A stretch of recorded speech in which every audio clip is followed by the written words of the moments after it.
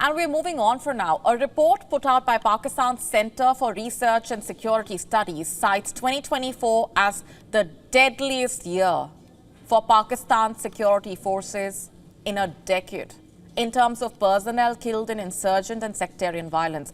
And topping the region's hardest hit was Balochistan, that's suffering from a 75-year-old insurgency. The fact that the rebellion originates in educated youth spells of the region spells out the nature of the anti-Pakistan sentiment.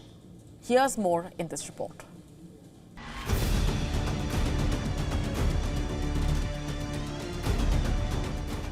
Wednesday morning at the main square in Zehri in Balochistan's Khuzdar, some 60 rebels of the Balochistan Liberation Army grab control of key civilian installations. They loot a bank, vandalize a paramilitary station and set up 3 posts.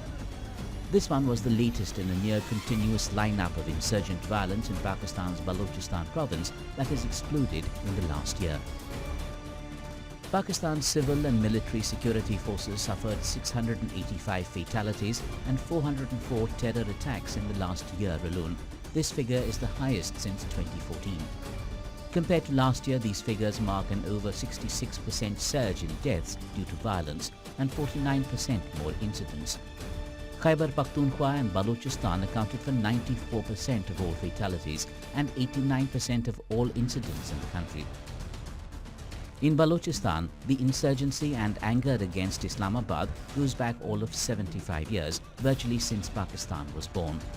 It has been fueled by systematic looting of resources, lack of opportunity in development, and even state-sponsored kidnapping and murder. Elections, when held, have been marred by controversy.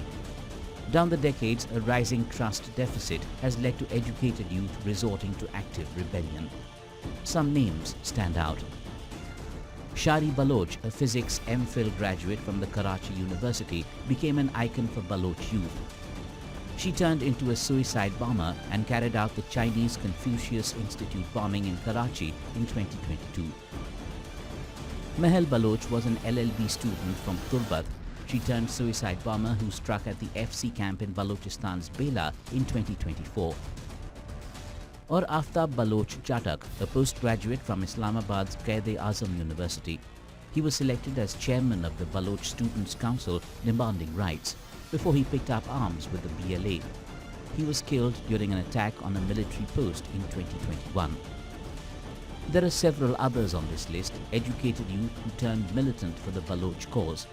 Pakistan itself shuns responsibility and finds it convenient to blame India. The Baloch insurgency has been just one of Pakistan's troubles. Another, the Tehreek-e-Taliban Pakistan, continues to strike at Pakistan hard too, and at regular intervals. The TTP that Pakistan alleges gets support from the Taliban across the border in Afghanistan has become the bone of tensions with its other neighbor. The question that arises is, how long can Pakistan continue to blame its neighbors for its mess within? Bureau Report, WION The World.